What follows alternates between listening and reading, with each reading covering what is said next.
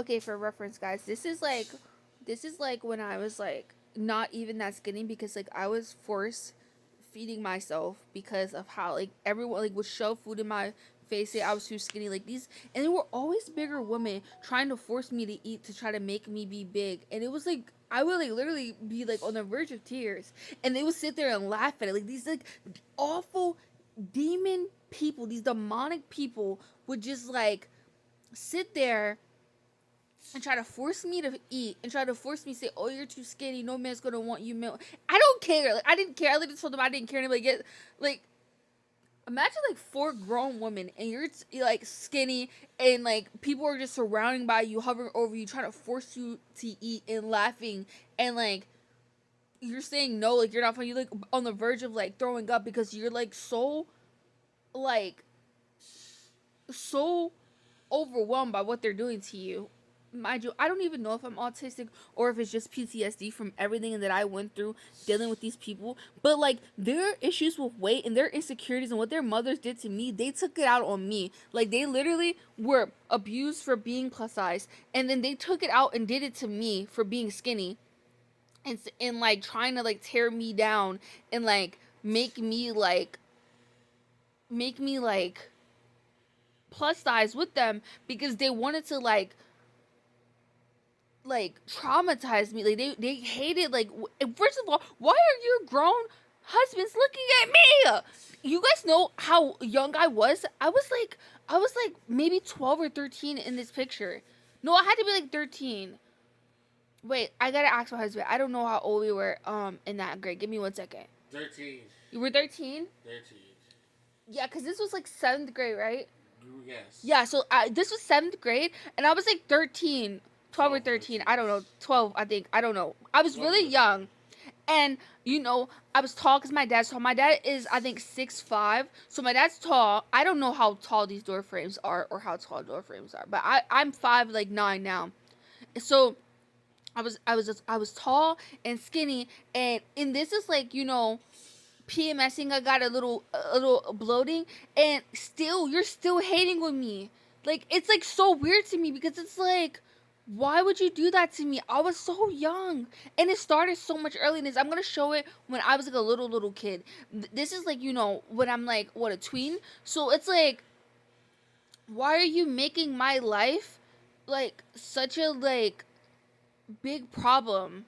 Oh, guys, I think this is when I actually dyed my hair back brown because I don't know if you guys know, I used to have like the Wiz Khalifa like really blonde patch because my hair always had like blonde highlights, but or not blonde, but like light brown, like brown, light brown, then like light brown highlights. So I dyed it like a dark brown, which I like this. I like this color. I thought it was cute. So yeah, but yeah, it was like so awful to me how people were like always, these grown women always competing with me, always trying to shove food, like literally force me to eat. Like I'm not gonna cry.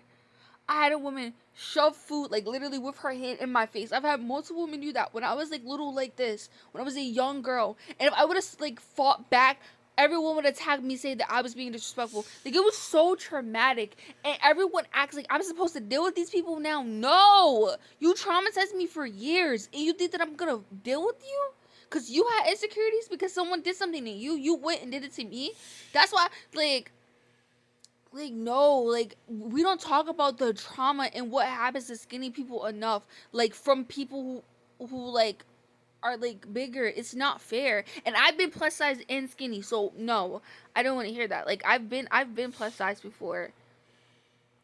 It's not fair what people do to you. Like growing up skinny, like it was always a problem. It was always something. Like people always wanted to like harm me and like tear me down. You're a grown woman talking about my body. A grown woman worrying about who likes me. Oh, do you got a boyfriend? Trying to like flirt with boys who like me. You're grown. You're in your 40s and you're trying to flirt with like tweens. Like what is wrong with y'all? And when I call it out, everyone wants to act like I'm the problem. No, you're the problem for being okay with that mess, man. And it's like, no, like I'm not gonna sit here and be quiet about it because it happened to me for years of my life. You don't get to just do that for 18 years of someone's life, and then when they start defending themselves at 18, because it's like, no, I'm grown now. You're not gonna treat me that way now. Oh, just let it go because that's in the past. No, you shouldn't have done it. You should not have did that to me. Y'all sit there and laugh when people shove food in my face. You sit there and laugh when people like degraded me. You're okay with them trying to compare you to me when you're the one that's insecure because I don't think about you or your body at all. I don't want to be you, but you want to be me. You're shoving diet pills down your mouth. I never wanted to be anyone else but myself. I love myself. Thank goodness I have a father, because you fatherless people, it shows. Not to the fatherless people who, like, don't act like this, but the people that I were dealing with all did not have fathers. Like, their fathers were, like, terrible to them. So it's like, it showed. It showed, because the way they were treating me, and these were grown women, like, pulling me inside, like, oh, this is my dad, like, trying to compete with me about having a dad. That's not your dad. That's a man who you take care of. That's your son. Stop playing with me. How you? Oh, don't even get me started. Don't even get me started, because I'm trying not to get started. I'm trying to stop ranting. Okay, I'm just kidding. I love a good rant. But yeah, like, people were treating me so terribly, so awfully.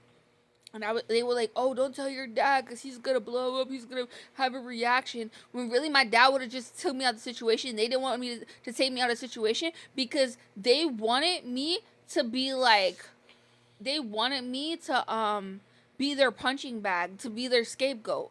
And you were grown. So I'm never going to stop talking about what y'all did to me for 8 to 18 years of my life. I'm never going to stop talking about what people did to me, because it's not fair. The victim has to be, like, silenced. It was traumatic. It traumatized me. So, like, I'm gonna talk about it. You shouldn't have been jealous of a 13-year-old, a 12-year-old. You shouldn't have. Like, I'm literally, like, I was just so bubbly and full of life, like, so happy, and being constantly nitpicked with and harassed and just bothered by people I did not care about. I didn't even want to be around them. I just wanted to be left alone. I got in such a depression after this, because everyone, hood dudes harassing me. I want nothing to do with you. Why are you 50 years old screaming at me out the car because I won't talk to you? Oh, you need to leave my town if you ain't gonna speak. You're disrespectful. You're a grown man who shouldn't be talking to someone else's child. Leave me alone. It's like, it's so irritating. Like, it's so much stuff I never even talked about, because it was just like, I just like to stay positive. But it's like, no, like, it needs to be talked about, because what young girls go through. I was talking to some lovely women, some lovely ladies, and we were talking about how, like, we're not protected, dude. It doesn't matter your race, it doesn't matter your color. We are not protected, and it's not cool. It's not cool.